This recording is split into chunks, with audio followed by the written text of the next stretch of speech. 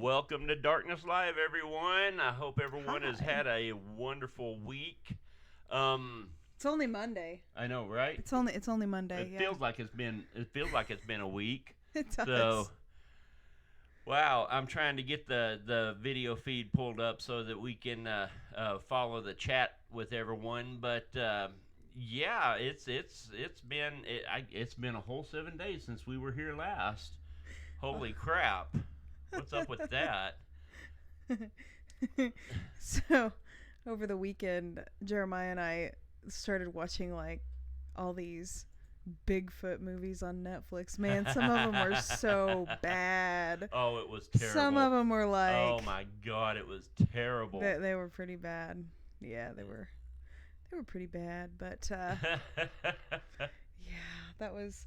I mean, there was one that was like okay until the very end. What was it called? It was called Big Legends or Big Legend or something. Hey, Christy. Hey. And it was it was an okay movie. Like, of all the ones we watched, it was probably the most tolerable. That one that you said your Sunday school or no your pastor showed my old church pastor from back in Texas from like God bless 30-something years ago. Holy shit.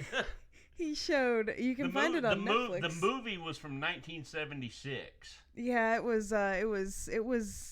Well, okay, so given when it was from, it was okay. I mean, I gotta admit, that movie coming out of the 70s versus some of these that are like newer, they were terrible. If you were to compare them for the technology at the time, right, it wasn't too bad. Right. I mean, it was okay. I probably won't watch it again, but. Right. Yeah. No. And then the full moon. The full moon was what was it, last night and today, or was it yesterday? I don't actually know what time. Yeah, it was. I think last night started the 24-hour cycle for it, or whatever it is. So that's why people be acting crazy. Crazy. Something like that. It's so funny because when I go see my patients, and if it's with caregivers or employees that don't know anything about the full moon, which I'm sorry, but if you're in nursing and you don't realize that the full moon has effects on people, especially older people and people with their mind is gone and whatnot, yeah, but I can always tell when it's about to be a full moon. I don't even have to look at the lunar calendar. Like, right. I can always tell based on my how my people are acting. On your patient load. Yes. Yes. See, I hope everybody. Oh, what did Yanni say? We're on the road in Minnesota. Oh, hey. Wow. That seems like an awesome vacation you guys are getting. I'm glad. I wish we could go along. They could shrink us down and put them in their bags. Right, and right. Take us with them. How would that be? I know, right? Where did it go? It went Oh, away. I'm just trying to mess with it here a little bit, make it a little more visible, but it's not working. Anyway, I want you guys to take just a second and like and share this video and share it to everywhere you can. Hi, Jessica. So, pages, personal pages, whatever. I'm gonna start a watch party. I've never done that before. Ooh, what is this? What's that? Hell, I don't know. We're fixing to find out though. I've seen that like pop up on the little like informational thing, but I've never actually, Yeah. I don't know what it is. I've never gone to one, so I don't know. Right. I don't know what. We're going to, I don't know. We're just gonna. What are my sharing options here? I have no idea. Sharing your timeline. Sharing a group. Sharing a page you manage. Hey, somebody said happy anniversary. Oh, hey, Aww, thank you. Thank you. I don't know who said it. I'll just put I can't it on see. my timeline for now since I really don't know what the hell I'm doing. I can't see who said that though. This will get out of the way here in just a minute. Looks like it's Jenny. Aw, thank you, Jenny. That normally I can like look down at my phone and see the chat, but I can't because I forgot my phone, so I don't have it with me right now. I'm like, what's going on? I'm missing an appendage of my body here. Right. Isn't that terrible how like we've become so dependent? I wonder if there's a word for that, like dependent on feeling like you have your phone, access to your phone. I wonder if that's an actual like, if there's a term for that. Well, I don't know. They gave taking too many selfies an access for diagnosis. So seriously? Yes. It's got a mental health diagnosis. That's been like a few years ago. I don't know how. I mean, I really think it's kind of a bogus thing, but that's just me. Oh my god! I wonder if in the afterlife, if when you're a ghost, if your spirit's like, oh man, what is this? I don't have a phone anymore. I can't call. I saw a really funny post. Speaking of calling, I saw a really funny post that it was like a few years ago. People would get on and customize ringtones for all their contacts or their good friends or whatever. And now it's like what was it? Now it's instead of that, you don't even answer the phone. Like, right. People don't answer the phone anymore. Who the hell are you? Yeah, it's like I won't answer the phone unless I know who's calling me. Yeah, I don't either. I don't know. As the last few days, I've gotten a little better about that, but. Well, there's a reason for that. There's a reason for that. But anyways, yeah, so let's introduce our awesome guest that we're having on this evening. So I'm so happy. I'm so happy. Our guest tonight is Aaron G. Thompson, and he goes, we met this guy at the KC Paracon. And he was just really intriguing that with the he does paranormal research. He runs a business called Ghost Crier PI or Paranormal Investigation, I assume. And it is it's just really fascinating the angle he takes and the way he goes about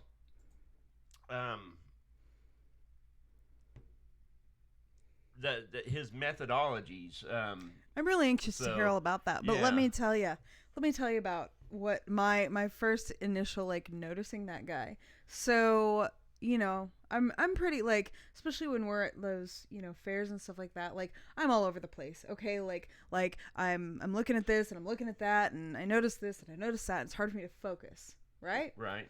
Well, all of a sudden I see this guy. I don't think anyone that knows you would ever think that about you. Well, anyways, I noticed this guy in this like lumberjack looking like plaid I think it was a plaid flannel shirt he had on. I think it was red, maybe. He can probably clarify that. I can't remember. Anyways, I see this guy and he's like doing this thing with the phone and I'm like, what the hell is that guy doing? Like, is he like filming something or whatever? Because I didn't know who he was or anything like that.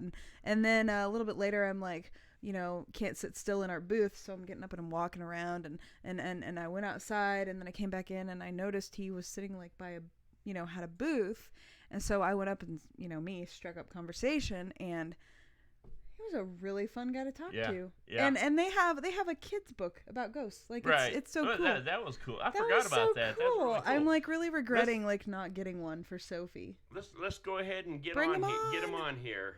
And bring him on. Right.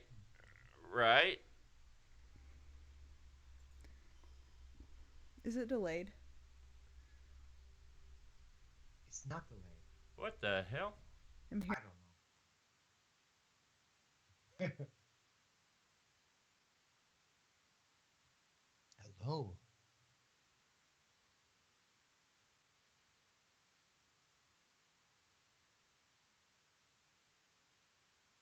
And Oh my god, it was what? that. I'm so where's confused. our sound at? I don't know. I'm so confused right now. Ah! I don't know a lot of sign. I know a few sign language signs, but none of them very, appropriate. Aaron, can you hear I can us? hear you guys. Could you hear me rambling a minute ago? I can hear you. A moment, and then it went on and then off. It was That's crazy. weird. That's really weird. And it seems like my microphone has completely lost its shit here. What the hell? Well, it's not full of shit because it doesn't have brown eyes, like you. Can you hear me okay, Aaron? I can hear you Okay. just fine. Well, maybe it's just not registering on my board here. I don't know. This is really, really weird. I hear no change from. Hey, let's just go with it and just go on here. Okay. Just keep going. So. Welcome, Aaron. Thank you for being on with us. You Hey guys. thank you. You guys go ahead. I'm gonna investigate some technical things here, and you guys just talk, and I'm gonna. I'm good at that. So, okay, Aaron. So I don't know if you heard me say this a minute ago when we were about to bring you on, but I was talking about how my first initial spotting you at the Paracon, you had on, and correct me if I'm wrong, but you had on like a red lumberjack looking flannel long sleeve shirt, if I remember correctly. I think it was red. And then flash forward, then I stopped at your booth and we struck up conversation, and then I told everybody that you have a children's book that I'm totally regretting not getting, and I'm really, really wishing that I do you sell them on your web? Is there a way we can buy one from you? Because I really want to get one for our youngest daughter. We'll get you one. I don't have it yet as a link online. It was pretty much just conventions. But now, a little FYI, I quit the normal 9-to-5 job doing afterlife research full time. Oh, so, what cool. every paranormal investigator aspires to do, right? Whatever. Absolutely. Seriously, that's awesome. And no big TV company, nothing like that. No psychic ability. And honestly, I've been eating a lot of ramen. It's going to be a rough 2 months, but I'm giving myself 2 months and start turning something. I got some focuses I need to knock out, and I just. Aaron, I'm not your mother, but I would strongly advise you to eat something other than just ramen for the next 2 months. Right. Gosh, I gotta save money. Well, there is that. It is, yeah. I could chop up hot dogs. Yeah, there you go. You gotta spice it. You gotta spice it up some. So in a nutshell, what do you do? Tell us what it is that encompasses Aaron Thompson. Oh my gosh. Well, I am the biggest nerd. I swear out there. I can definitely, actually, our nerderies match pretty well. But ghosts, afterlife research. A lot of people label ghost hunter, paranormal investigator. I've always flip-flopped between both of those labels just because ghost hunters for marketing, right? Right. Paranormal investigator seems more proper, but it feels like if I'm a paranormal investigator, I need to go through official investigator college or something to get a badge. I don't know. And I don't do Bigfoot anthropology. Though some of my research has been kind of pulling back to a lot of that, which is fascinating. Anywho, yeah, I do ghosts, poltergeists, spirits, hauntings, that whole shebang, historical lore as well as current progressive research. So yeah, that's me in a nutshell. Very cool. I noticed in the bio that you sent me, you had some really interesting stuff about some quantum research. Yeah, yeah, it's so fascinating because the I didn't know I was talking about quantum um, until someone, a professor, actually approached me um, after I got done speaking. Goes, hey, did you know you're talking about quantum physics? I'm like, what? You can talk about that stuff without knowing? Like, was I right? Was I dead on? um, I made the joke with them. But I thought it was cool. But I go, really, what I'm trying to do is just give the. I'm trying to do the best I can do because I'm not trained in quantum. By all means, I am not. But I want to give enough information to someone who's smarter than me to move on and actually figure this thing out. And the professor looked at me and goes, "You're right here." I go, I don't know. I just got taken aback. What? In my head, I'm like, oh, thank you. It's super nice, but holy crap. Well, I decided to do. So I started picking up books, looking up a lot of different, not necessarily theories. I just wanted to look at it to see what came with quantum physics and everything, and I started hitting what was relevant to my research because I was already speaking about it. So, what terms was I using? Right? So I got a interview, or not interview, but I got a meeting with a professor who was actually he was head of quantum at the college. I had to drive about 3 hours. I took a couple hours off of my normal 9 to 5 to take the trip out, talk to him for like 45, 60 minutes, and then back home. It was that Right. important to me. Um, yeah, he validated it. He validated it. I was right on par. I just used different words. Like I used the words like the matrix, right? I'm like, oh, the That's matrix a is all really, around us. really good. Well, it's called the That's a really good vacuum, quantum analogy, though. vacuum. Like like that. I can understand that. Oh, Like you start talking about. yeah. Some people said I should go back. Yeah, yeah, yeah. So it was cool. It was cool. But yeah, thank you. I sometimes I jump back to it occasionally, but yeah, quantum vacuum is really what I was always meant to say, and it all just makes sense. And I've read a couple quotes. If if you're crazy enough, or everyone thinks you're crazy enough, and you think you understand quantum mechanics, you probably do, and you're going to be the only one, or something along those lines. Super depressing and motivating at the same time. Um, but I'll I'll yeah, take. yeah, that's I'm where we're I'm at. a Aaron. I'm a glass half full kind of person, so I'll look at it like that's not depressing. It's super It's motivation for me. Okay. I'm the same way. Statistically, optimists make it further, faster, and more successful in life than pessimists or Right. realists. So, yeah, be, be optimistic. That's the only I way to bet they live. do outlive pessimists. I bet optimists do outlive Well, pessimists. just the energy. When I say outlive, but I bet there's a correlation yeah, though. Like I really yeah. bet there is. But anyways, not get to get on that rabbit trail. But so oh god. Side study. Sorry, I got to stay focused. So, let's see. So for somebody who has no idea what you're talking about with quantum mechanics, is that what you're talking about? Quantum mechanics with paranormal, like Yeah, integrating yeah. integrating the Unfortunately, two. yeah, yeah, yeah. The best example for quantum mechanics, I think everyone can understand, is a couple of things. When you have that light that flickers, the match. We all lit Right. a match before, right? Piece of cake. Um, you light the match, where you blow it out. Where does that energy go? Einstein got it right. The relativity theory. It goes into the quantum vacuum, which is quantum mechanics. It's incalculable, so scientists don't really like that zone because it's like the wild, wild west of science. They know it's there, but they have no control over it. And unfortunately, we're in an area where we don't have control. Mm-hmm. Yay, us. Um, and it does pull out a lot of radical theories, a lot of good theories. The nice thing that I've been doing, though, I just haven't been jumping in like a cowboy per se, but I've been reverse engineering a lot of what we got with our spirit communication and match actual science, and a lot of it not kind of, but it does pull around to the mechanics and it matches. There's almost like a wall that standard science can't go beyond, but with how we conduct our communication sessions, we're able to pull that dialogue and figure out what's behind that wall, match it to the whole like circle of life type thing. It's pretty sweet. In the circle Oh, of God dang it. life. There we go.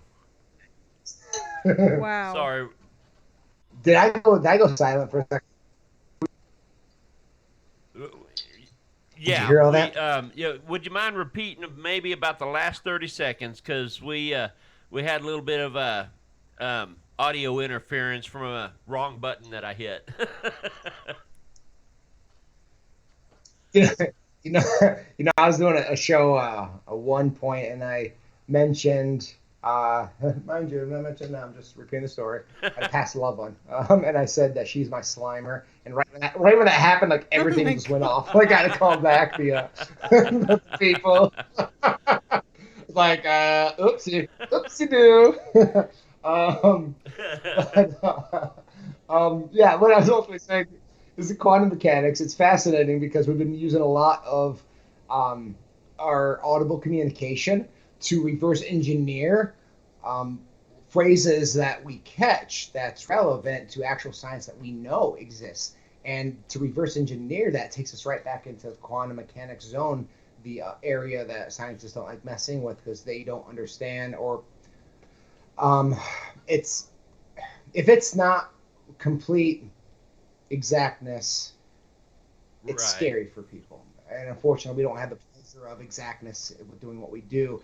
But luckily, I have the comfortability with the devices that I use to get conversation, understand it, research it, and then reverse engineer it. And the whole circle of life type thing has really came out of our research, which is super, super, super incredibly fascinating. And I feel even weird just saying that because I was not. I'm your biggest skeptic until I get the buy-in, right? Which I feel is healthy. I really do. I mean, mind you, I might sit back and grin and be like, okay, a little weird, but whatever, you do you. I might do that for a long time until the science or until like something happens, and I'm your biggest cheerleader, putting you on my shoulder. I'm like, yes. The most fascinating thing that I received. I never believed in reincarnation. I'm not sure what your guys' feelings are Do you on say that you or do or not. you don't or you did not?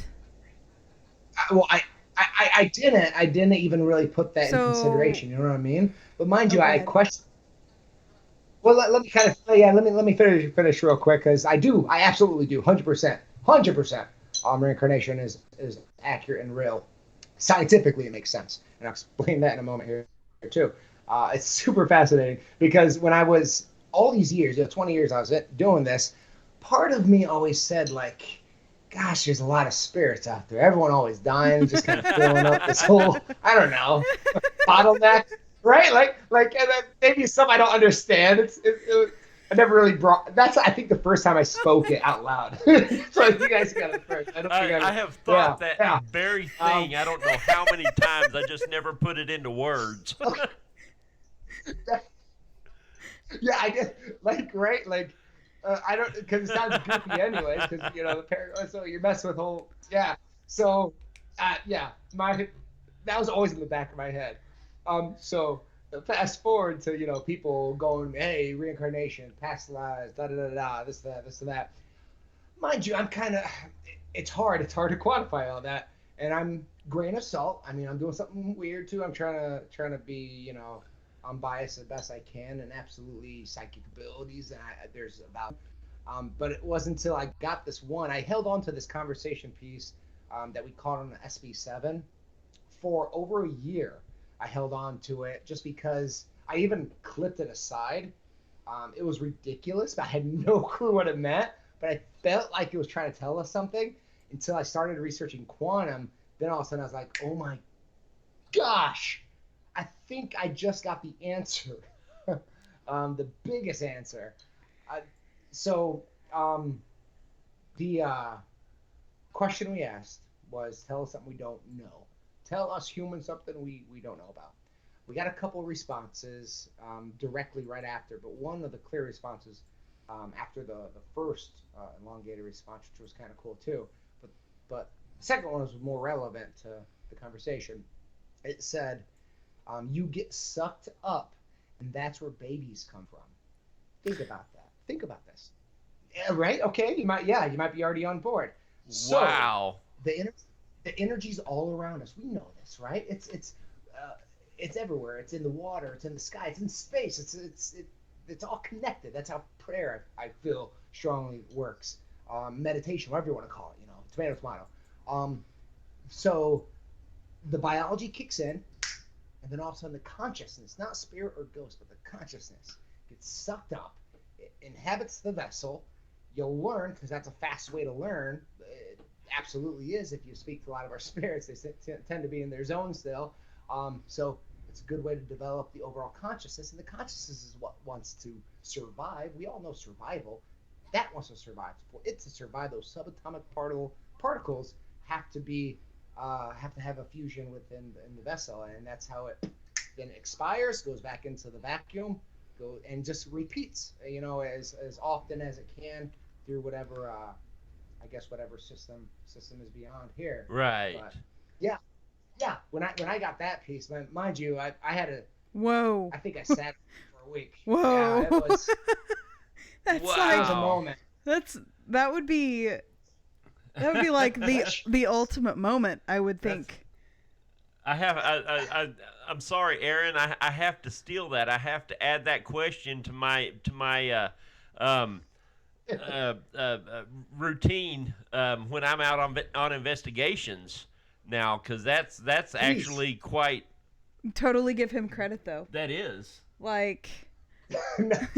No, use it. I think that's how we're going to develop it. Honestly, we've used that question. That's a common question that we use, and we've gotten some fantastic responses. Like, we got another response. It was brilliant. It's actually featured in our show, which is on Amazon. A pretty good high rating there. But we asked something we don't know about, and they repeated my question, which is phenomenal. So I go, can you tell us any secrets that you know? And they want to know secrets. And then right after that, they go, we can hear your thinking. Whoa. What Oh, the hell? shit. What? Right? Like, this is like psychic 101 at this point. This explains to me Wow, how talk maybe an about outlier, a human vessel talk outlier, about is kind of like higher dimensional thinking. Oh my goodness.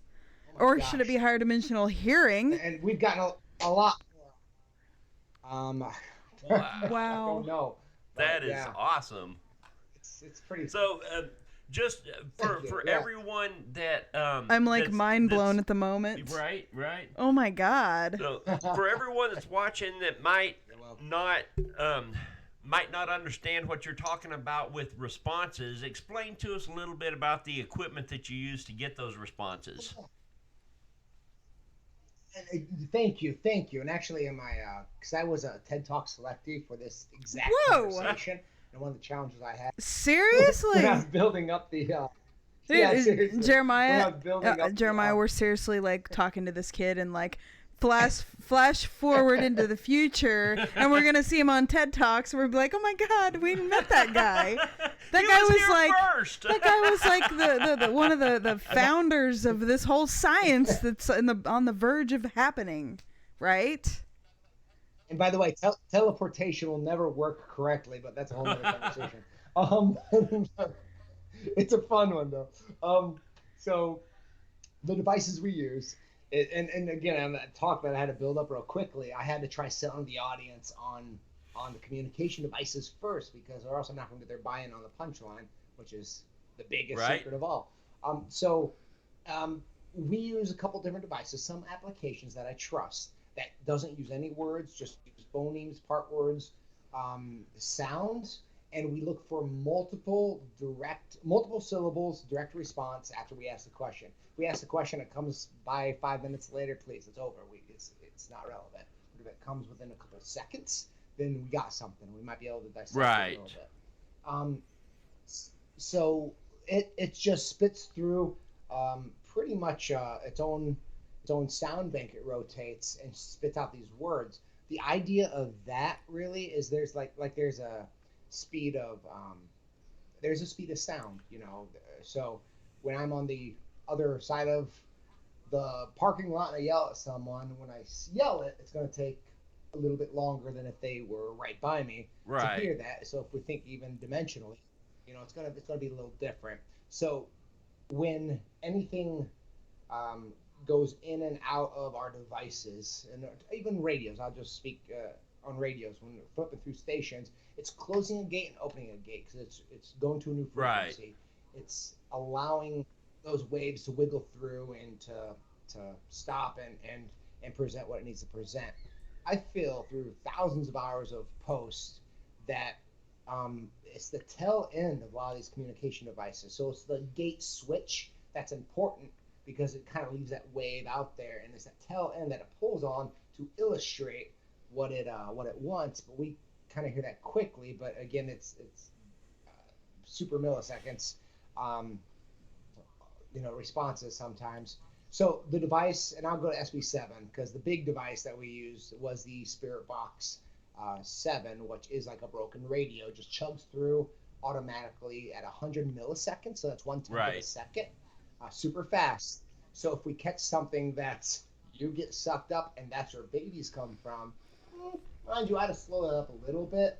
However, it still was heard on site. Actually, I think I do mention it because that's the question. You see me look at Nick, my partner in crime, and I go, I can't remember what I said. I said something like, "Did they say babies?" or I said, "Did they say rabbits?" I said something. I was confused, but it was kind of funny though. I definitely reacted right away, like Wow. I think we got something, but I didn't know.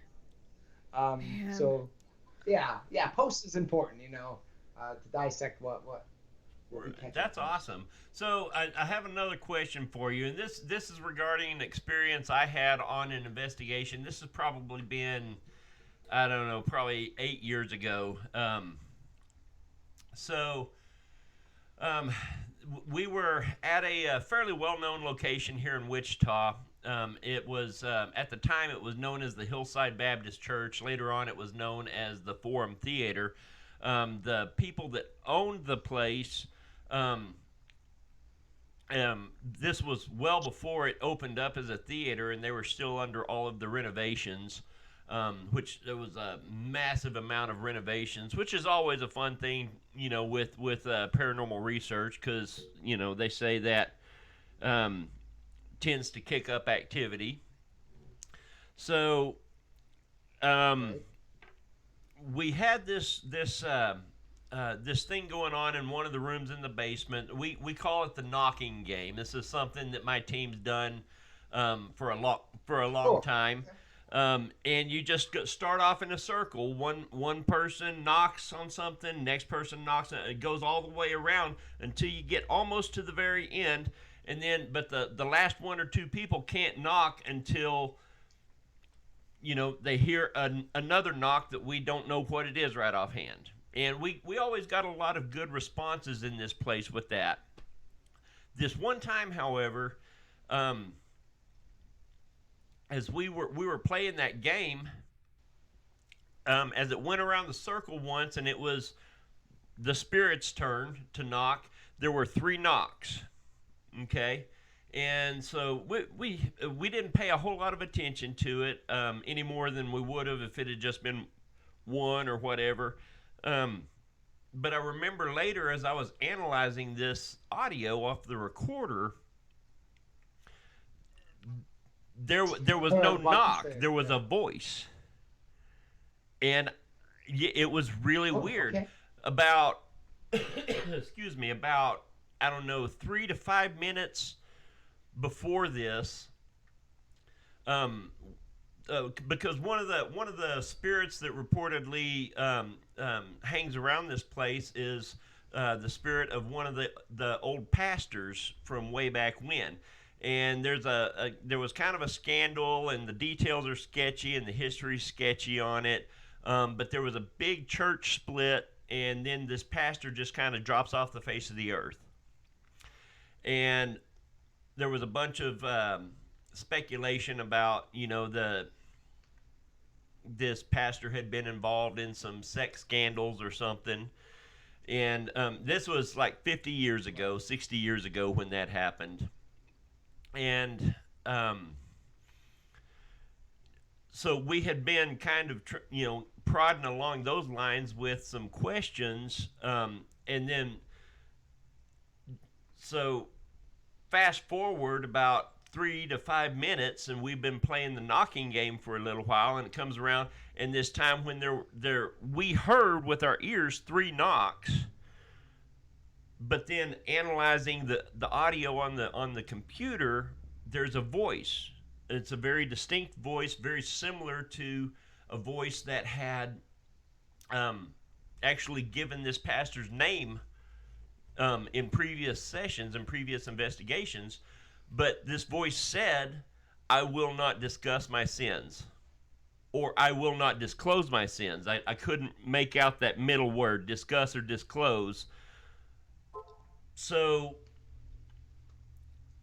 have you ever had an experience like that where you audibly heard one noise, but with the as you were analyzing data, the digital evidence reveals something else entirely? No, absolutely. It's fascinating, fascinating conversation actually, because the example, the knocking game. I'm glad you even brought that up, because that's a super cool type of game. I feel we do the dun dun dun dun dun dun dun. Right. Give them 3 shakes saves like that. Yeah. So, but we leave the last 2, the for the spirit. Right. Theoretically. Well, we have the spirit box rolling when we do this. Sometimes we fuse up and don't pay to the background noise, which is probably a box running, and we just try to get things happening right in there too. But we didn't hear, of course, the knock around. However, we heard it on the spirit box. Oh, wow. What? Sound like 2 knocks, like doo doo. Fascinating, right? Super fascinating. Like, we all looked at each other like, did we just hear that off the box? That's awesome. Yeah, and it just goes to say, that they're trying, but sometimes the audio, they don't have as much control as we like to hope they do. That's exciting. And even when leaving the box on, at one point, the nice thing with the app that I use, it kind of has a pause sometimes in between. So it's like, right. So sometimes a little pause. Well, there was a little pause with an intelligent conversation piece. The box said, "What's the matter?" And then in between that pause, we call it EVP. That said, "Nothing's the matter." And then the box came back up and it said, "Something's the matter. What's wrong?" So they're like having a conversation there. Yeah, and they probably didn't mean to be caught on the box and EVP. But it's pretty. That's really cool. Fascinating. That's really cool. So here's another question for you. Have you ever heard your name called on the spirit box or your app or anything like that? Have you ever heard your name called?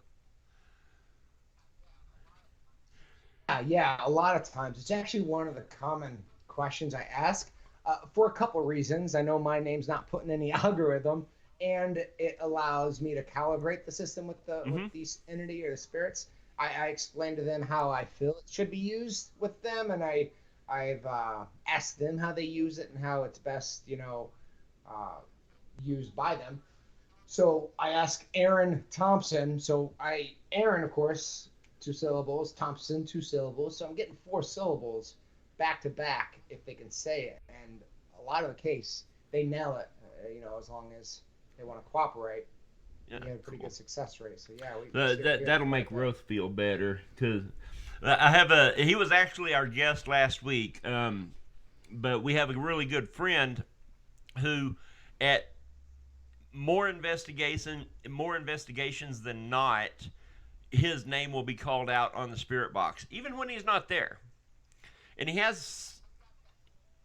Yeah, we've he got has that too. somewhat of an uncommon name. If it was it's Roth, which you would think was pronounced Roth, but it's not. It's Roth.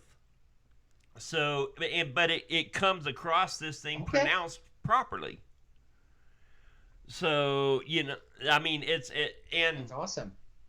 yeah, he's actually starting to, he's a little bit of a jumpy fellow anyway, so he was starting to get a little bit freaked out about that, but yeah, he you know we've always tried to keep him calm about it, because I mean, yeah, it is what it is. Nothing bad's coming after him. Oh, People are Aaron. excited. The funny thing Or no, is, no, no. Go ahead. Go yeah, ahead. I was about to say, some people always, not always, but I've heard them complain or get nervous or I would say scared when a spirit mimics a voice. But you got to think if I just spoke or if I spoke a little while ago, those waves are still in quantumly. They're in the zone. So again, the spirit is using the tools that it's given. If the consciousness can't fold it to what they sounded like, what they remember they sounded like when they were alive, I mean, it's gonna sound audibly like me, with no Right, negative intent. It's just right. using. So Hey, so I have a question for you. So, what is your personal realistic goals with what you're doing? Like, what are you trying to? Yeah, like what's your goals? um, oh, I never actually, I never. I don't know if I've told this on the radio. I think I've only told like 5 people my personal world. It's huge. It's big, right? Go big or go home. And I think it might have always been my goal. I just didn't know because when I first started 20 years ago, I thought this stuff right. was fake. So I think I had the goal, but it was different. It was a different layer over it. Um, it's gonna sound super corny, maybe even uh, like I'm trying to be Ms. Teen USA, but world peace, honestly, world peace. If you think about it, quantumly, not even quantumly, but scientifically, if you can break down the atoms, break down the ones and zeros, and actually fortify a logical, realistic flow and standpoint, and explain to the world at least a good 65+% of the world, there's going to be a lot less hate. The two things that lead to hate are fear of the unknown, fear and conviction. Fear of the unknown and conviction that you're absolute, or not conviction, I'm Right. sorry, justification. Justification that you're absolutely correct without any bending. I've always worked the best I can with logic, so I'm very open as long as the science bends me, but I'm never hard on my facts in front of someone completely. um, I just pull out and try to debate or challenge on site. But again, if someone's coming up in a dogmatic viewpoint, and I have to use that because that seems to be just a lot of the pushback, with what we do. The dogmatic viewpoints, they faith, faith, faith, faith, faith. Well, what if we can take faith out of it? What if we can? What if we can completely logic this whole thing? And now people are going to respect life. They're going to respect the process of going in and out of vessels, of development, and even of other discoveries and travel. I mean, they're gonna have to respect that. Um, I don't know. It's a big lofty goal, but Yeah, that's go big or Hey, that's go there's home. actually nothing really wrong with cool. that. There's nothing wrong with that. Do Yeah. you think that, let's say that you proved it, okay? Like, let's say that you had fact. I mean, like, there's no way to deny what you've proven. So let's say that happens. How do you think that would affect, Right. like, people's belief system with how we're raised, how we're conditioned Um, with, especially living here in the Midwest, like, it's well, the it's gonna Bible and stuff. well, yeah, yeah. I'm gonna well, it's challenging people's values, and that's hugely personal. So it's gonna take any logic out of that conversation piece, and it's gonna completely combat people's years. They might have 20, 30, 80 years, 100 years, in this value. And now I'm some punk kid out of the Midwest saying, "Oh, actually, pushing on my glasses. Actually, it's this." Um, that's gonna cause a couple issues. But what I want to say is, I mean, everyone is nervous about afterlife, even if they, don't want to admit it or not and say, oh, they're not No, scared, they they know don't. exactly where they're going. Well, it's assumption. And if you do what we do long enough, if you ever investigate a church, if you're allowed to, you're going to see a lot of sad energy in there. You're going to see energy that's still waiting for the rapture. You're going to see energy that's confessing suicides because they're thinking that we're the person who can send them to where they need to go. When in reality, it's not wrong. You know, the vessels, be a masculine or a feminine, it holds energies Hmm. of both of any. The Romans got Right? it. No, in Rome. But but, yeah, I mean, people sociology, yeah, a little bit. The societal needs have put a stigmata on how human need to function, and it's completely ass backwards, because it's put on a foundation that doesn't want to change. And I don't want to get too much in government, but that's a good example. Government doesn't necessarily want to change what they wrote 300 years ago plus or whatever, and that's in all governments. It just takes a long time to get things moving. Um, that's because you're just messing with a lot of layers. So I don't feel like I'm going to convince everyone in this life. Not saying I'm going to come back and I know I'm going to come back and do this and that, but I'm going to get enough information out in my books. I got a book that's going to be coming out next year, which is pretty much going to be all my research in whole. And maybe 300 years after I'm dead, someone will pick up the book and be like, "Hey, this Right. dude got it." um, and they can start healing. You know what I mean? So it's going to be a process. I don't think it's going to be done in this life. It's just there's too many value systems.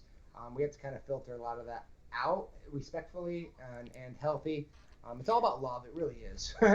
Whether you know, Well, I get it. with Community challenging value, I get government it. and challenging value systems, you're pushing on the aspect of control, keeping everybody in line, and the Yeah, 10 yeah. commandments, and which I'm not saying don't follow the 10 commandments because they're not a bad thing, but you know what I mean. they're they're good. Yeah, yeah, I hear you. I hear you. But people brought up and they're talking about how today everyone's so evil and blah blah blah and evil and evil. I kind of step up and say, well, it's not like anyone's being more evil. We live in a more evil society. We have the means to broadcast everything and everything we do. If we look at Hitler, super evil. I think we can all agree with that, hopefully. But to his mind, to his true followers, he thought he was Well, doing right. y- It's like the Lex Luthor your think they're belief doing good. system becomes your You know? reality. So to Hitler, Yeah, or like it to the does. terrible, Yeah, let's just say the terrible mother who beat the shit out of their kid, and thinks that they're doing the right thing. of course. In their mind they really are, when in reality to most normal people, no, that's bad. So yeah, it is all about challenging belief systems and trying to how do I say, like, not redo, but shift the perception, shift people's Yeah. perception. Just have open, just Yes. be open for dialogue because as I present the closest to facts as I could, um, some people, and mind you, I've actually stopped a lot of I'll say more dogmatic folks in their voice, which was interesting and not anything I necessarily one. I mean, it probably needs to be done, but that wasn't my goal at the time.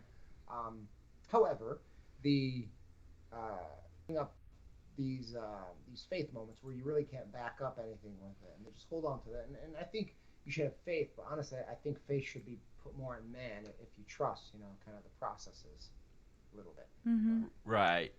Mhm. it's gonna be easy, and I might change in a year, because I'm all about evolving and adapting.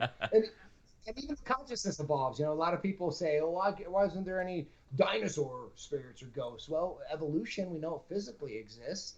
Um, well, mentally, it has to exist too, especially if you're going in and out of vessels. That's going to be filtered out. That's where you learn. That's where that beast.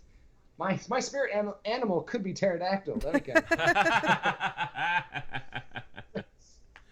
So I have another a question actually from the chat.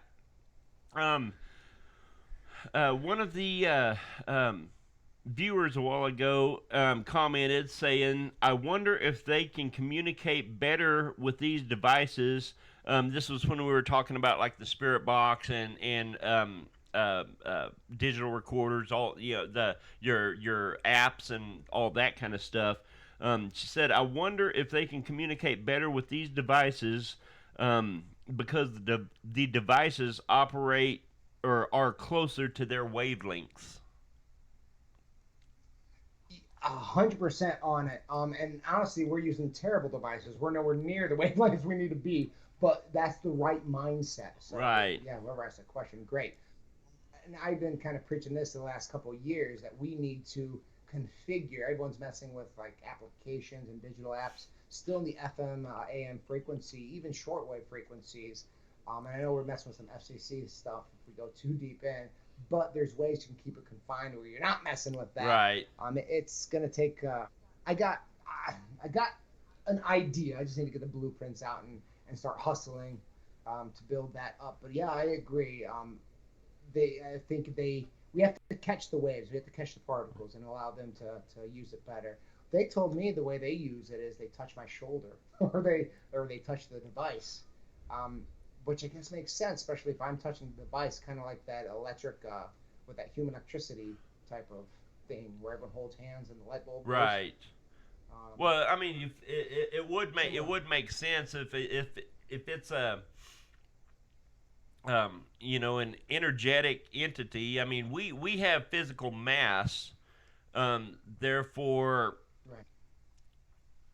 That we what am I trying to say? We have that to work with as far as using items and using devices and that type of thing. We can, physically manipulate things, which, there's evidence that says spirits can too, but at the same time, they're a purely energetic entity, and it would just make sense that they could learn how to manipulate devices just through the flow of energy, if that makes sense to you. I mean, that's kind of the way my mind reasons through it. Yeah, for years I was thinking, I had a moment that was witnessed by two other people, which was mind melting, actually. And it was the only time I witnessed an apparition. So that's why there's definitely my buy-in. Pretty extreme, but when you witness a full apparition in front of you, all the features, and you see it demanifest, and also you have two other witnesses with you, you kind of question some things. I thought density. For the next 10 years after that, I kept focusing on density, and when I would research and study energy manifestation the best I could do, I kept thinking chemical reaction, density, but no, I was so far wrong. It's more kinetic. It's actually, I think, a different subcategory of kinetic, whatever that would be. But I do believe it's more subatomic particles, which is super fast, super small. Right. Probably even another category we haven't figured out yet, honestly. But since we haven't, I don't think they'll let me rename a new the ghost molecule. Maybe. So, yeah. what I have another question, but you got anything you want to ask? Because I got to figure out how to word the question. No, Aaron is like way on a whole nother playing field than me. And so I'm just honestly, normally I do most of the talking during these podcasts, Aaron, but this one I'm like, nope, Jeremiah, you just take the lead on this, because the stuff you guys are talking about, that's way above my ability to understand right now. Okay. Back to... Aaron, you're super fucking smart. Just you and Jeremiah are so smart. You can just have this conversation and I have no idea what you're talking about. Well, okay, not completely. Some of it I understand. Say, I think you're on board. But hey, you know what? I will Modern, add. right? I will add that yes, I totally believe that when you were talking about being the babies and being sucked into the vacuum and all of that, I do believe that me personally, I do believe that we choose our parents, and so like That community. yeah, sticks like with you. I Yeah, think we absolutely. choose our parents, and then Some biology. You're half physically. You're you know your what is it? Your meat coated skeleton for this human experience. Um, yeah, is half your mom and half your dad. But yeah. but yeah, you're when you choose your parents and then you wait and to come back and experience this life as with your parents. Like I don't know. That's what I believe. And, and if you think about all the like the gender identities that are coming out, honestly, it's just another layer of what energy got sucked up in the vessel, and how is the society around, Right. interpreting that. There's a lot of hate when something's too different. With mental illnesses, think about schizophrenia. What if there was multiple consciousness, particles from getting sucked up? And what if there is that layer, but only one has control really of the physical body? The rest are just kind of like, hey, dude. Oh man. Right. Oh man. That I don't know. reminds me of a movie we watched yesterday called Six Souls. Have you heard of that one on Netflix? Six. That's the Oh. guy. That's the one with I haven't. the Jonathan Rhys Meyers and what's her name? Julianne Moore. Oh yeah. And she plays like a therapist or whatever. And then this guy, he starts. I don't know. It's a really crazy movie, but there's like all these different souls inhabiting one body, and it's craziness. But anyways, it's just sorry that sparked that. Yeah. We just watched that movie, so sorry, just got sidetracked. You're fine. So, back to let's. I want to kind of jump back to something I had mentioned earlier, about um, us having physical mass and having the ability to manipulate, physically manipulate objects. What is your take on whatever it is that allows spirits to physically manipulate objects? I honestly, I think in most cases it might be like and I use this example, I might have used it already. Practice, right? It's like doctors practice, lawyers practice, but they're doing the work, but they're just continuing to do it. I think there's some energies that may not be so much into the vacuum and more comfortable just being where they last left. They're just traveling around, so they might be practicing and practicing and practicing to do some of this molecule manipulation in a sense. Or B, it very well just could be them repeating it and occasionally having a breeze or a moment of connecting, and they're like, oh, cool. So they're just more frequent on doing it than other energies. In most cases, they're all around us. They could care less because we never interact with them. But when we start interacting with them, they're like, oh, hey, me. Hey, or Let's maybe do stuff. just maybe Aaron, the spirits on the other side that are able to like move stuff and let us know that they're present. Maybe they were ghost hunters on this side, and when they passed over, they decided, oh man, I'm gonna try so hard to let them know I'm here still. Maybe that's it. Or maybe we're the ghosts and they're the ghost Maybe. hunters. That kind of what was that? What was that? What was that old movie, The Others, with Nicole Kidman? I never saw that Others. one. Yeah. You gotta watch I that. know That's what a you're good- talking. that's a I good know. show. Wow, my nose just It hit has the a mic. really good twist ending. Yeah, I know what you're talking about though. I've heard of it. What movie so far? I think, it's been years since I saw it, but I feel, from what I remember, it was the closest to the research that I'm at now. It's a movie I believe made in late '90s, early 2000s called "What Dreams May Come." Oh. Yep. Off of of course, the Shakespeare book. I tell you what, we'll rewatch that movie and just look at everything, and I mean, it's almost fits in a story format of the research. I feel. I don't know. It messes a lot with context. Wow, that's cool. That's cool. Wow. It's interesting. So, what? So,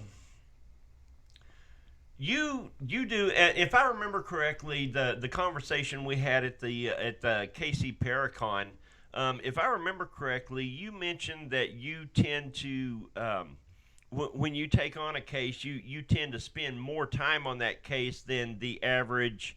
Um, I hate to say average because no one's. I mean, no, there's not really an but you spend There's a no. greater length of time calendar wise with a particular case than most paranormal teams would. Am I correct in that? To kind of and yeah, you are. I'm, of course, diagnosed, with ADD, and there's actually a hint of autism in there as well. So when I get on my subject, what happens to be ghosts, I focus on it, and especially if I get a category of that I find interesting, I don't want to let go, and I do get a little more obsessed. I think than a standard person, good or bad. It happens occasionally. Probably a lot less frequent than maybe I illustrated at the time, but at the time I did have a case that I was, I think, obsessed with, or maybe just got done letting go, kind of, because I still want to go back and still discover it. It was a really cool moment where all these investigators and we're getting the folklore and we're getting feedback that there's this Eddie was this kid who died right around the 70s, 60s, 50s, something like that in the past at a farming accident, and comes back to this haunted school. Um, Eddie's clear. The response seems to be very clear. Um, Facts paranormal wise gathering seems to validate that. My issue is if it happened, and it didn't happen that long ago, we should be able to have a conversation with maybe the people who live there now, some relatives, obituaries, something, especially if it was a child Uh accident, huh. you know? But it's hard. Yeah, I looked, I can't tell you how many obituaries I obsessed and looked over. And one of the biggest things is it's in the middle of the country town. Um, you don't really just want to kind of roll up on a country house, knock on the door. Especially at the time, Sunday was only my only day really available. I didn't want to mess with a Sunday country town instead. So maybe now I got a little more time. I might be able to go back. I do got a pinpoint of an idea. So I just wasn't able to finish it off for the show. But yeah, I really want to connect that real tangible evidence that Eddie did in fact pass away through a farming accident. It's documented by the PD, documented by Uh the huh. family. We got some pictures. I want all of that, and I just want to reverse that, with the information that we got paranormally, and it's just for me, it's a smile. It's a okay, skeptical or logical thinkers. Right. Boom. Now let's play. Now let's work Right. together. You know. Yeah. It's always And sometimes we do. yeah. It's always kind of been my thought that someone who is more research minded would probably um, do better sticking with a case a little bit longer versus just taking one after another, as quick as you can gather them in. Just because you would be able to gather a greater data set. I never thought of that. Actually, yeah, you bring up a good point because someone asked me the other day. I joked about the number because people have like number of investigations. You get TV shows like I've been over 100 investigations. I've been over 20 years, but I don't think I can clock a Right. hundred. Maybe a lot of the time it was for me as kind of my own education, and I was more fascinated with the science or the reasons why, other than the area and the historical folklore, though there were huge aspects of the science in general. But yeah, I do go back to a lot of the same areas often, Yeah. actually. So that Yeah. makes sense. See, I think there is something to be said for a paranormal investigator that values quality over quantity. And I mean, I'm not saying. It Oh, go is. ahead. No, I'll say I agree with you full-heartedly. I was just gonna say that I'm not knocking people that claim that they've done like hundreds of investigations. There's nothing wrong with that because if you do this for long enough, I'm sure that you do get quite a few investigations under your belt. But if I am having issues in my house and I'm wanting to find somebody to either find answers or get me a solution, if you do your research and if you talk to if I don't know if paranormal investigators give references when a client reaches out to them, do they typically give references? Is that something you guys do? Go ahead.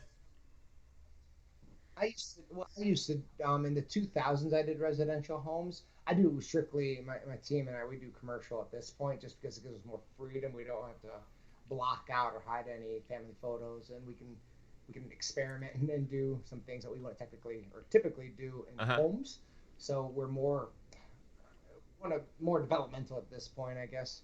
But yeah, for about 10 years I did residential homes, and I didn't really know other groups too well, but I would be obsessive on the locations that I went. Most cases they were typical explainable situations. Hindsight though, you could always I never ended the location saying you have no spirits here. That was not my place. I'm like, what you experienced was very personal to you. Here's a notepad. Take some notes throughout the remaining months. If there's something consistent, just call back. We could check on it. I never had a callback to investigate, but I've had callbacks saying that the energies left or stopped being active once we left. I have real conversations when I'm in there. I'm like, hey, look, you're scaring the hell out of the people who live here. It might have been your home at one point. I don't know. But right now it's theirs, right? Respect that. So, oh my gosh. And, I guess that's my exercise. So I have another question for him. Okay. So, do you feel that you, more times than not, do you feel your purpose is to... Okay, so like let's say you had a family call you, hey, we're freaking out, there's something going on, and you go in. From your own personal experience, do you find it better if you educate the family on what they're experiencing, or do you find it better to do you go in and try to get spirits to like exit the vicinity, or do you, does my question make sense? Like, do you... Yeah. Okay. Yeah, no, it totally does. And I've never asked a spirit to leave. I asked if they continue to be an asshole. But no, I said, you can be in the same space. Clearly, you just it's more of just a respect, both. And then I educate or try to educate. Back then I didn't have too much of the quantum talk behind my belt, but I would still say, I felt that the energy could very well be anywhere returning. So, I said the potential of it come back up again is very real. Just, know that this life isn't the last, and our loved ones, will be seen again. And right. Yeah, it's funny. Thank you. That answers my question. But yeah, I would think that, knowledge is power, and, when people have something that, when people have something that... I'm going to put that on my mother's gravestone, by the way. Like that quote, knowledge is power. Ever since I can remember, that was her two... rolling over in her grave. her two quotes were quality over quantity, and knowledge is power. Maybe she was a paranormal investigator in a former life. I don't know. But anyways, Aaron, yes, you answered my question, and thank you. Now, is anyone going to ask me why I have these socks? I didn't know if that was like a filter or... sitting here I was kind of like, hey, go with it, whatever works. I back in the late 1900s, back in like 99, 98, 99, somewhere right around there, maybe 2000s, I was a drummer, so I had an electronic drum set. Well, I bought these badass headphones, and they just were perfect, like $100. Oh my God, do they have dog ears on them or something? Well, they started coming off like black things. Like the black would start getting my ears. Oh, So to you, stop to stop that, I put these socks on like I don't know, about 8 years ago or something like that. Um, maybe longer than that. So these are just old wind socks. them in a spiral and then dress up like Princess Leia. That's all you Right, there gotta you do. go. There you go. People think I was like goofy. I'm like, you know. I really didn't know. I just kind of was like, hey, I thought it was a filter, man. I thought you Oh had a yeah, filter on your screen. constant filter. um, Oh my goodness. my gosh. So let's see here. I had one other question, and I can't remember what it was. Now you have a daughter, right? I do. Are you? Oh my Love God, it. aren't kids amazing? I love my daughter. All of our children, our litter of children. I love them all. Yeah. Yeah. Yeah, man, we have a bunch. But anyways, are you going to? Are you going to introduce her into this, or you kind of let her like question, like, "Oh, Daddy, what are you doing?" or "What's that?" or are you going to kind of keep her like guarded from all that while she's little?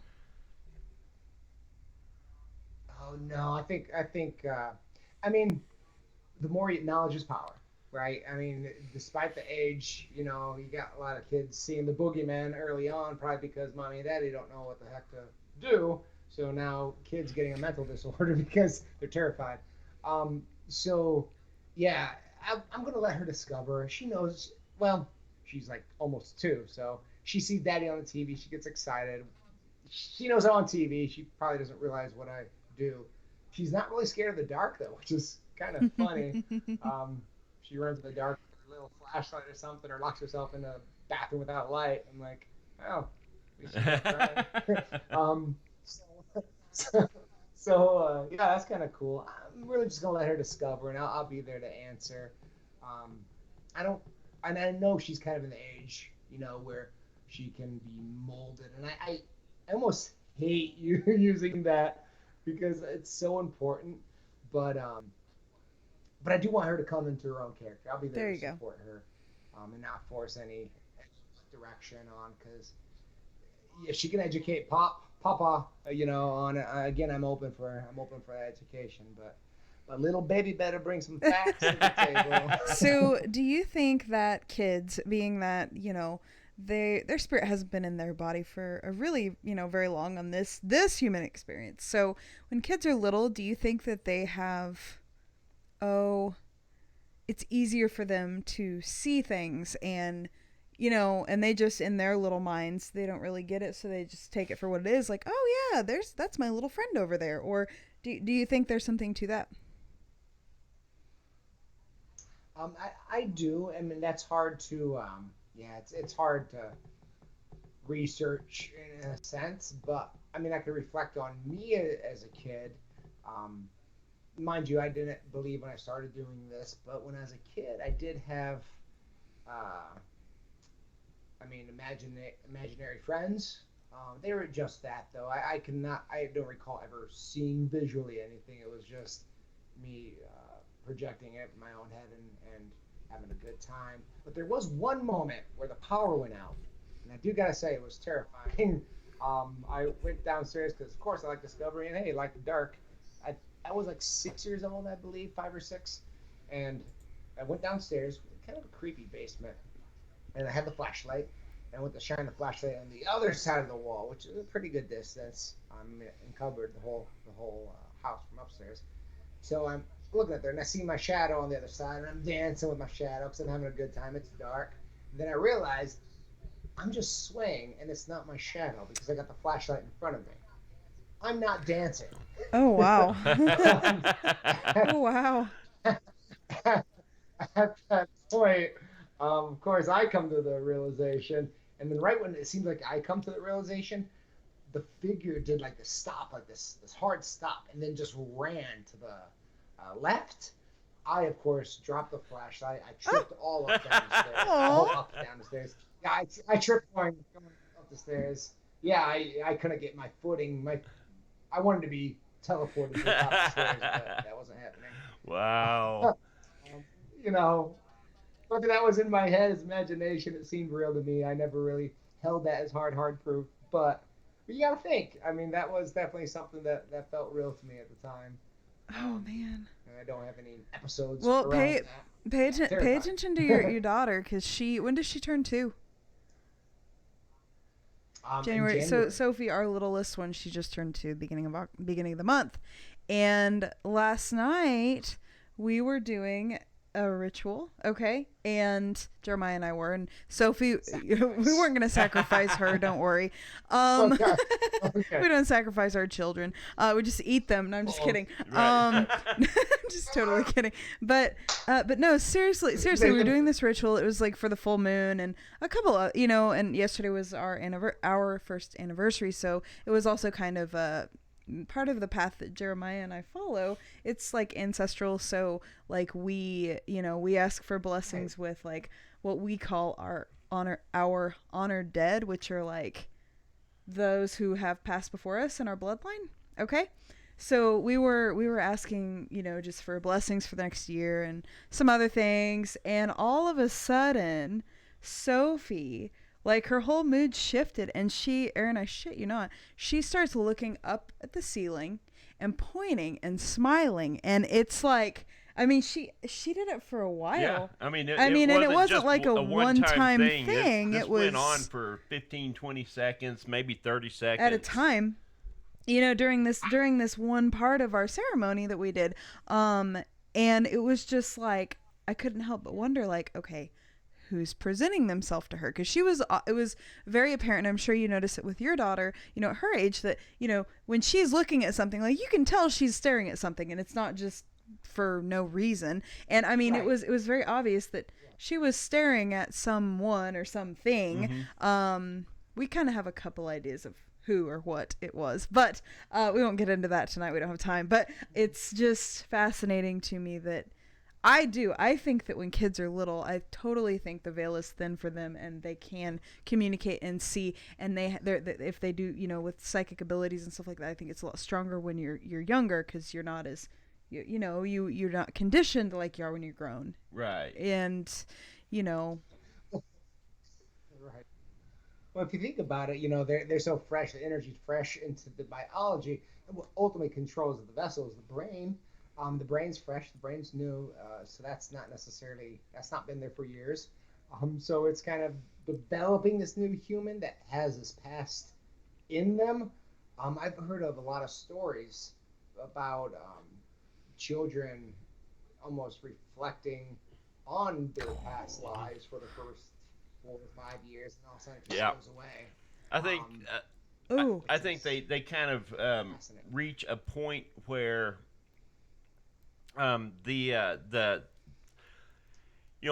of the conditioning, that they hear and see, finally kicks in. That's not a real person, that's your imaginary friend, or there's nothing in here, there's no monster under the bed, there's no, it's, all of the conditioning that they get at that young age. I think at some point it starts to take over, and it forms the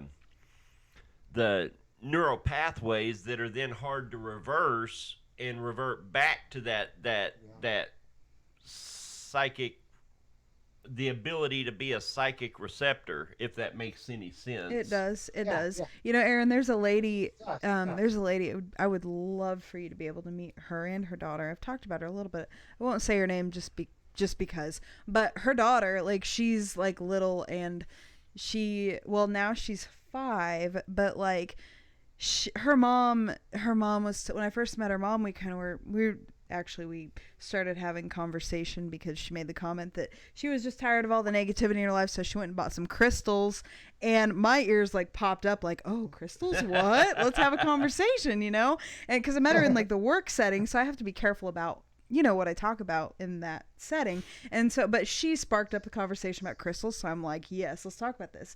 Well, then she starts telling about her daughter, and just some of the stuff she's telling about her daughter, like, she'll say, like, anybody who meets her daughter is like, okay, something's off here, because this little girl's not little. Like, she's she's been here before. Like the little girl, everything that her mom has told me about her, she seems like she went to kindergarten, like her first day of kindergarten. She came home and she told her teacher, like, I'm so happy to finally be a human. Or she told her mom when she was 3, Erin, when she was 3, she told her mom, like, Mommy, I remember watching you when you were pregnant with me. And she would, like, tell her mom stuff about that she was doing before she had her. And it's just, like, I really want to have them on the podcast, to be honest. But she said she'd like to do it, so it'd be real fascinating, too. But just stuff like that, like, I just can't help but, think that, yeah, like, I don't know. I do. I think kids, like I said, our temporary human experience and our meat-coated skeleton, it's not the first and it's not the last time that we're here. No, yeah, I'm bought in on that too. And it's funny that she said that she's glad to be a human, because I believe that there's something with the grass hold the same subatomic, particles. Grasses live. You talk to a botanist. Trees are alive. They're going to have that energy too. Animals are going to have that energy. Native Americans, they were on it. I think they were the closest to getting it, in the modern world. That I feel, of course, from my knowledge base with them. Because, yeah, everyone has a spirit animal in a sense. It could be a spirit tree. It could be a spirit pterodactyl. Right. But, yeah. So, Erin, A lot of ancestors. go ahead. What was that? I was gonna say a lot of ancestry. You guys nailed it on the community. Someone told me once, and it makes a lot of sense. Well, one of the questions, yes, tell us something we don't know. When we die, that we got, or I go, who will be there when we die? And they said, who cares? And at first I was like, that's kind of weird, but then they corrected me. They said who, and they spaced it and said cares. So who cares? Oh, and then they said, I love yeah, that. different perspective. Yeah. I love that. It's all about the grammar or the. And then they said, well, they said the spacing, if anything, the grammar's good, punctuation. They said small family, friends. And it just made you think. And then someone else, after I had that knowledge, circling in my head, a year later or so, someone said that, sometimes your daughter might be your mother in your past life. Sometimes it might, relatives, close loved ones, might be an enemy that you had, but you're always in conflict, or whatever the case may be. The energy always circulates each other. It always hugs each other with the ancestry and with everything. What I find fascinating, and it makes sense, especially if that's the energy that's always with each other. There's your personal heaven, by the way. There's your personal, there's things that you want working with the consciousness. It depends if you get sucked back into the loop or not. And as weird as it is, being alive and a human is kind of the gift in a sense. It's really the work of development. And I know we don't see it like that a lot, but when you're a spirit, you're just kind of, I think you're sensitive, but I don't think it's as appreciated, because we know what pain and love is. We have both those extremes. It just might hang on one of those in the afterlife, because everything's kind of amped up. So it's just different. I don't know, but yeah, it's a good thing. Yeah. So I have we're just about out of time here, Erin, but I have 2 more questions for you. First off, how bad do you hate Key and Peele because of the Aaron thing? I was about to, he gave me an identity. I was not known for anything. So I owe him a lot of success. I done did it wrong. Okay, and the second question is, because I have to ask this because we're getting so close to Halloween now. Has there been any experience that you've had on an investigation or wherever that has just absolutely scared the shit out of you? Yes, it was about 5 years in. Right now, I gotta say, I'm pretty fearless. It's more fascinating for me. I don't go with the facade of fear. You get really with me. which probably doesn't make me marketable for the TV shows.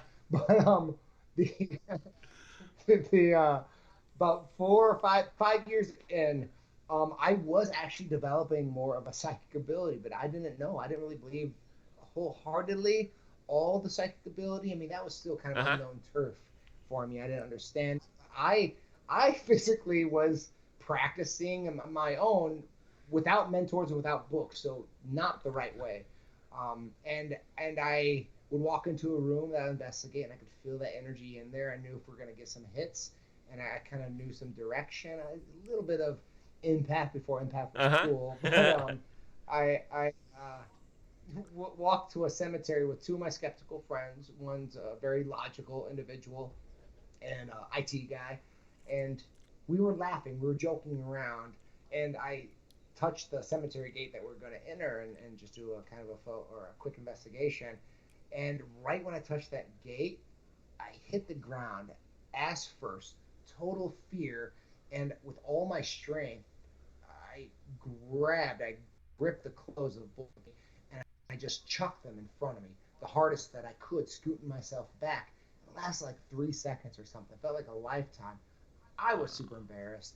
I've never felt that fear before or after, but I definitely came in contact with something, and I jumped the fence to kind of confront this because I was embarrassed. I'm like, what the hell was that? Tears were dried up on my eyes. I mean, it, I was ha ha ha ha, boom, and just explosion in my head. Um, I can't tell what happened, but I didn't feel anything ever since that day. Even today, my senses at this point it's more controlled. I don't really want to feel, but for a long time, I kind of broke them. I tell people, um, but I'm okay with that. I'm okay Yeah. with that. I could feel a little bit. Again, I don't dig too much into it, and Well, I and just I thought it was a well, superpower. It was not a superpower. It did was did well, did you maybe. turn up any evidence from that night or anything like that that might shed any kind of light for you or? No, no, it was dead when we started running the. And mind you, it was just a disposable camera I had at the time, and maybe a recorder. It just you felt nothing after that hot second moment. Um, like I mean, you felt a little thickness maybe in the air. Um, honestly, I don't know if I felt that or not going up to it because all I remember is laughter, happiness, touch the gate, and instant sad fear and yeah, and I yeah nothing really was working, whether it was a product of what happened or I was just digging too deep into the veil, and I just had to get blasted back. Yeah, Oh. that's wild. Wow.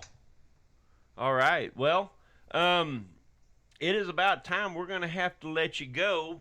Thank you so much for joining us tonight. I have had an absolute blast talking to you. Dude, I'm just like in fascination with what you said about being sucked into the vacuum. Yeah, That's where babies that's come. that's profound. Actually, What? that's really profound. It's my favorite. Yeah, it's my favorite capture. And then, yeah, who cares? It's Like, just whoa, like, who yeah. cares? Oh, there's some other good ones. Yeah, yeah. Dude, this There's was there's a lot of neat little things. That's very cool. this has been amazing, Aaron. This has been yeah, this has been absolutely amazing. Thank you so much for coming on and talking to us. Like I said, normally I'm a lot more interactive with our guests, but this one I was like, nope, I don't have a clue what he's talking about. Hopefully he can explain it to where I can understand it. Hey, you did a good job, by the way. You did a good job. You did a really Yep. good job. You and me, we spoke head to head when we were at the convention. I would have no doubt that you understood a majority of it. But again, I think a Right? lot of it's Right? This is true. This is true. um, But yeah, like send us a message or whatever how we can get one of those books because Yeah, I yeah. really, really want to get. Anybody who's watching out there, yeah, yeah, I don't know if I should totally sell your book on here, but if they're not available, but I'm like, hey, he's got this cool like children's book that, yeah. Hey, real quick, so do you think that after this human experience is over and our physical body dies, do you think we have the option of continuing to keep tabs on our loved ones from the past? Like, obviously, there'd be a past life at that point, right? Right. Right, and if you think quantumly, there is no time. Time's a man-made type of conception, anyways. So if you think about passing outside the vessel, you kind of see the whole board, anyways, which is weird to think about. But yeah, I mean, I feel you have more um, freedom, I guess, will, choice when you're outside the vessel. I think when you're in the vessel, we're a little bit like chess pieces. So whatever happens is supposed to happen for whatever butterfly effect to give the best result. Death is pretty morbid to us because that's how we interpret it, but in reality, it's just what is. We'll get wiped back in. We'll get no one ever dies. Can't destroy energy. Wow. All right. Well, thank you so much, Aaron. I will make sure that your Facebook page and you have a website too, right? Yeah, Okay. hostcrier.com. And again, Crier's C-R-I. Okay, cool. I'll make sure Yeah. that your Facebook So, page yeah. and your website are linked in the video description. And um, just yeah, once again, thank you so much for joining us. It's been an absolute. I've been looking forward to this show ever since we booked you. Dude, I was so glad when we did. When Yeah. Jeremiah told me, I was like, yay, this is going to be great. Hey, I have one more question. It has nothing to do with you, though. So, your friend Nick, your compadre okay. Nick, his cat, because, when I met him at the Paracon, we were talking, and somehow we got on the topic of the cats, his pet cat, and he said he has the forest cat. Have you seen the cat? Have you actually seen it in person? Oh, Yeah. man, I'd give I anything have. to see one in person. Norwegian forest cat, they're massive. Cat Like, said they're cats. huge. Awesome. Is that what Yeah. it's called? See, I guess I don't know cat Yes, names. he said it was a Norwegian forest cat, and that was it. I had to ask. I had to just Yeah. totally take advantage of the fact that you've seen the cat. I was hoping you'd seen his cat, because him and his wife's cat. Yeah. Aw. He has a nice cat. I miss Cool. having a cat, Aaron. I can't have one right now. Part of my soul has died. Oh man. Well, I hope you have a great rest of your week. Yes. I'm humbled, guys. Thank you so much for letting me come on, by the way. And I actually speak about both of you guys and Jeremiah with the Ruin Stone reading, which was my first, by the way. And again, it kind of goes with the no coincidences and so forth that I'm strongly feel. Yeah, it just I'm an advocate. I'm bought in with your skill level. With doing Yeah, that's awesome. I remember that reading. It turned out really well for you. I was happy about that. So cool. All right. Yeah. And I remember you said you're not going to give me any BS. So I'm like, okay, I'm going to get the rough stuff. And I was like, oh, yeah, this isn't bad. All right. Cool. Yeah. Well, thank you so Cool. much. Awesome. And Aaron, we'll touch base with you because I'd like to have you back on at some point in time and just kind of keep tabs and yeah, keep up with you. So, all right. All right. Cool. All right. All right, cool. We'll do Thank it. you so much, and we will talk to you later. Bye, Aaron. Bye. Take care, guys. Bye. Oh, that was awesome. That was so much fun. That was so much fun. Man, he's such a cool guy. Like, I told you when I met him. Do you remember what I said about him after him and I had a conversation? Do you remember what I came back and told you? It was something about I think he's just like me. I was like, Something like he reminds me of a male version of myself. Like, talking to him, now I can get a feeling of how people feel when they talk to me. And it's like, that's like a compliment, though, Yeah. like it's, Aaron, if you're watching, that's a compliment. But yes, that was great. I'm glad we had him on. I'm glad you reached out to him. Yeah. And Very cool. That was so cool. Man, he's into some, like, cutting edge concepts. Yeah. That's not everyday concepts that you just hear people talking about and everything. But yes, sucked up in the vacuum, that's how babies are made. What? Wow. That blew my mind. Like, that phrase right there Yeah. blew my mind. That he said that. That's wow. That's a concept. You got to give him credit, though. You got to give Oh, yeah. him and was it him and Nick that started asking that question? I assume so, but totally. We will give credit to them anytime we apply that. But I would love to apply that here in our apartment. Yeah, absolutely. Absolutely. Very cool. So,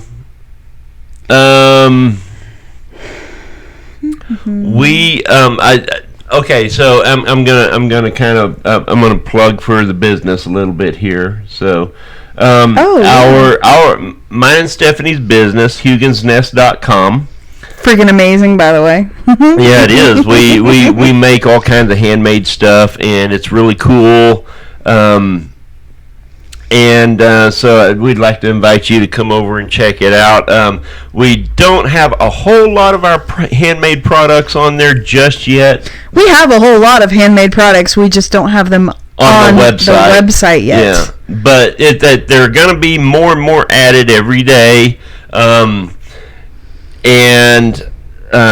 Starting tomorrow, I'm putting up the moon phases.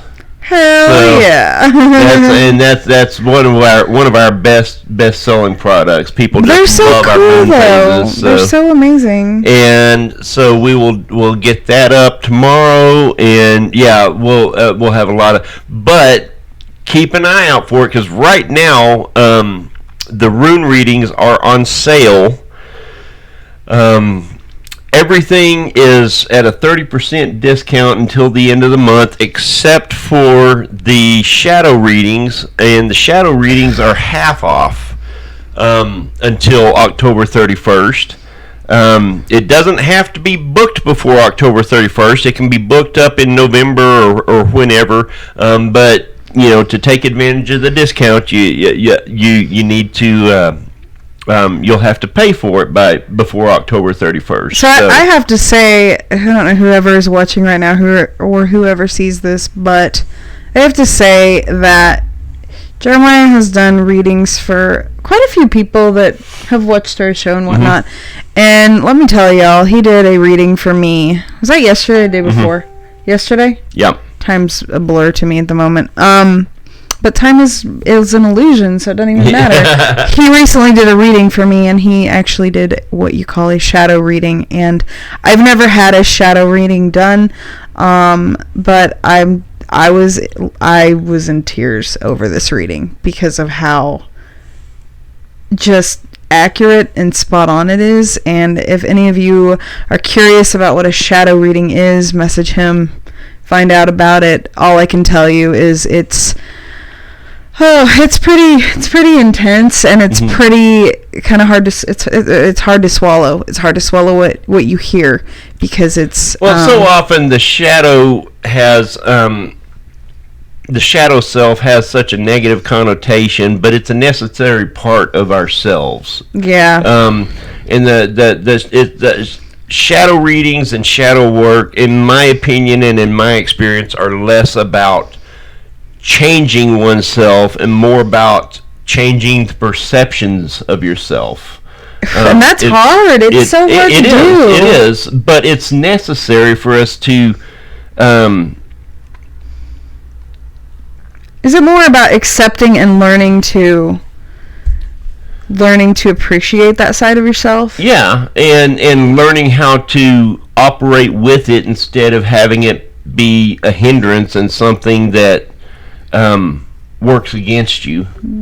So, but for a limited time, the shadow readings are, like I said, 50% off until October 31st, and that puts it's normally a $50 reading. So that puts it at $25 till October 31st. So yeah. I mean, I won't lie. Like it got to me. And then after the reading, because I got pretty emotional at certain points, certain aspects of this reading, and I asked him after the fact. Jeremiah, I said, did you expect that? Did you expect me to get that emotional? And he said, yes. Shadow readings they're difficult. They're difficult to hear. They're difficult because, we're our own worst critic, and the way that a lot of times we see ourselves or the things about us that we don't want to accept, that's hard to face. Yeah. That just, It is. It's well, and just, it's like I said, it's all about perception of it. That there's things that we see about ourselves and the way we have the way. It's hard when you realize that the way that you thought you were, the way you perceived yourself, isn't, in all actuality, it's not very accurate. Yeah, it is, but it's important to have that realization, and then it's important to turn around and change that perception into acceptance.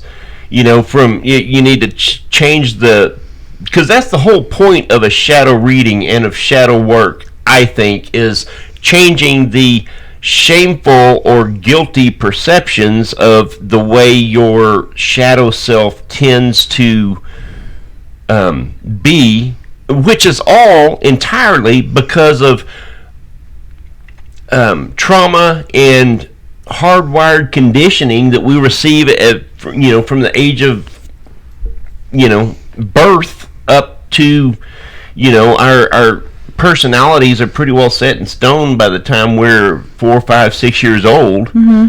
And then, everything after that is all conditioning, that we receive through positive reinforcement, negative reinforcement, trauma, all of this stuff. And over time, it becomes our unconscious self, which is our shadow self. There's enough of those, what are they called? Like if you do it over and over and over and over again, the muscle memory, the synapse, what is it called? You're the neural nurse. Pathways.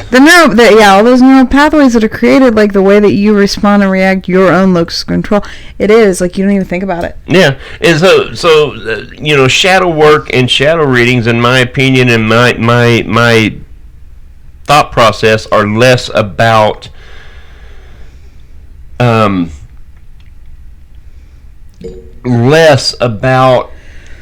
changing those aspects of ourselves and more about changing our perspective on those aspects of ourselves, learning to accept them, learning to actually even embrace and love them. Right. And from there you can move forward in learning how to work with those aspects of yourself so that it's no longer a hindrance or a point of shame or a point, and thereby that energy is free to help propel you forward into the other things that you want to do and want to pursue, and other focuses where you should be focusing that energy to begin with, but you can't because it's being sucked into this black hole of a shadow self because you have the wrong perceptions. So that's my thought and my soapbox about it anyway. Well, you're not wrong. So. You know what you're talking about. So, anyway, and so as soon as we get there's that on huginsnest.com, HUGINNSNEST.com. Those the readings you can for the readings you can go to that website, and at the top there will be if you're on a computer, it'll have a book now button or a book button at the top, and you can hit that, and you can kind of go over the readings that are available, and right there. There's no more bouncing back and forth between Facebook and the website to pay and book and whatever. All of that. So it's all in one place there now, which is really cool, and really I'm enjoying that. And then the products, as we get them loaded up, keep an eye out, because we may, I'm not sure when or what, but we may have some flash sales going on. We may have some, at some point we will need to have a grand opening sale or something. We'll get that all figured out. So, would you do one for a minor? Would you do one for a minor? I would do that. I would do a reading for a minor. If the parent was on too? If the parent were if both the minor and the parent were okay with being present. What about over the phone? Huh? What about over the phone? Yeah. I mean, both, you know. Oh, like on speaker. Yeah, because Gotcha. I don't want to. That's just a boundary that I won't. Cross. Yeah, I won't cross. I